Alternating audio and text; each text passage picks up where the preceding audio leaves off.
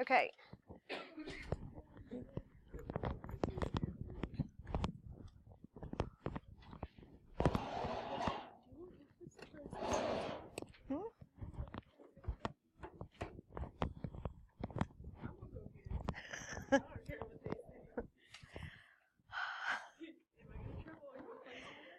Okay. So I left this one for today because on the test tomorrow, it's a checklist. Like it lists a bunch of things, and you have to check off which is true and choose the right answer. So what's the vertex of the absolute value parent function?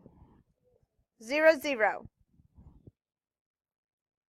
So the domain of the absolute value function, just like the domain of a parabola, every absolute value function in every parabola, what is true about the domain?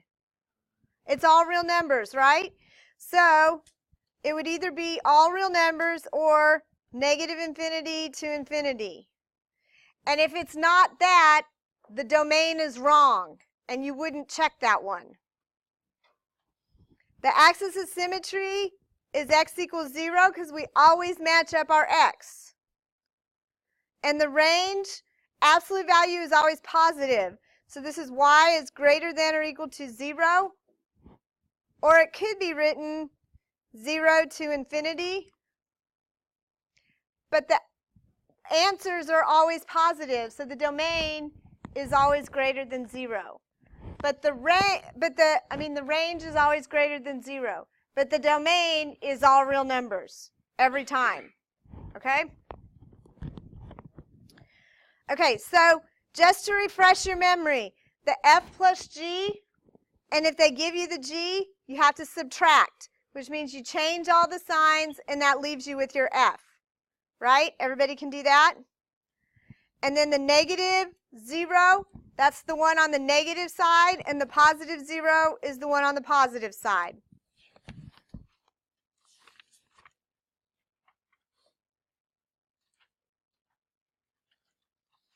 What does I squared equal?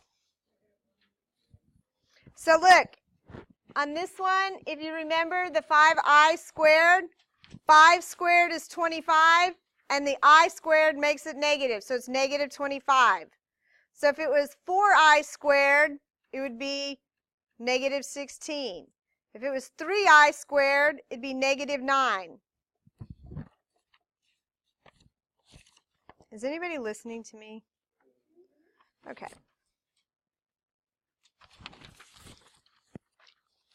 Okay, a reminder on number 9. A reminder on number 9. Y'all, this is the one where you just tested the x and the y and you see if it's true. Does everybody remember how to do that yesterday? You just test it. Is it true? Is it not true?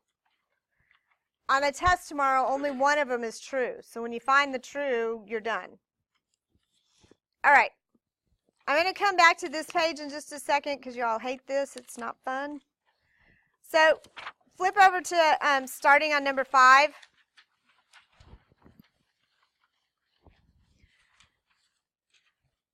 Okay. On the test tomorrow, there's several that you can use the matrix for. Okay? And so I'm going to list the steps for the matrix, but most of you remember this. So do y'all want to get a calculator and do this one? Should we do this one together? All of you grab a calculator. I know you don't have them. What size matrix am I going to have? 3 by 4. 3 rows, 4 columns. And this is what I'm going to put in. I'm going to put in 1, negative 1, 1, and 2. Then the 3 goes under the 1, minus 2, 1, and negative 1, 1, 1, 0, negative 3. So this is a 3 by 4. So you go to the matrix. We're going to edit to 3 by 4.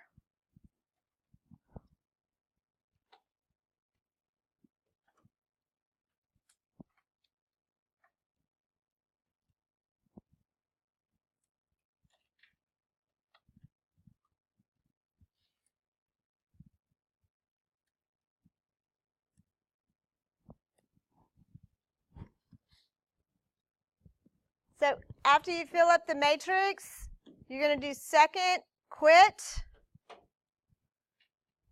And we're going to go back to the matrix, math. And it's B.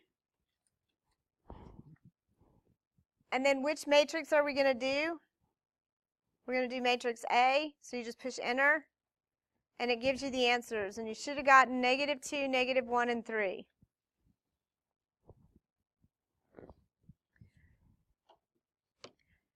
Y'all, 2 of the questions tomorrow, once you find this, they're going to ask you, like they're going to give you these as choices, but they might want to know what z times y. So z times y in this case is -3. X times y would be a +2. And x squared would be -2 squared, which would be 4. So don't miss those because you miss what they're asking, right? These are the easy problems. Don't miss them because you got the wrong, because all of these are going to be choices. So don't pick the wrong one. Get what they want.